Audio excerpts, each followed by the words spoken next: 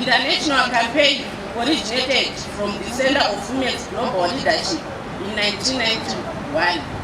The dates chosen for the campaign were for a good reason.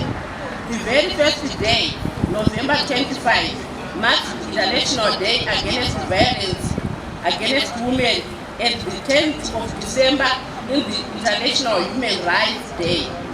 This was done to symbolically link gender-based violence and human rights, and to emphasize that such violence is violation of human rights. May I quick to remind you, however, that in as much as we commit and intensify action against gender-based violence during these 16 days, it is your duty and mine to ensure that action against gender-based violence is effective 365 24 hours of the day and every minute.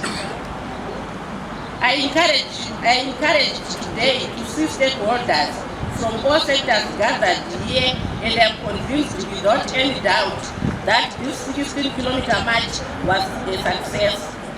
May I also hasten to the city of Mutare to spearhead activities such as this one with a view to end gender-based violence. Through the gender-based subcommittee of council comprising of the gender focal person from all departments, ladies and gentlemen, council has since 2014 joined the government, NGOs, CBOs, and the international community in raising awareness, influencing behavior change, and securing high-level commitment to end gender-based violence. This year, in the years to come, we will continue to build on this approach and continue to position gender-based violence as a societal issue. With these few remarks, ladies and gentlemen, may I officially welcome you and also thank you for participating in this year's commemoration of the 16 days against gender-based violence.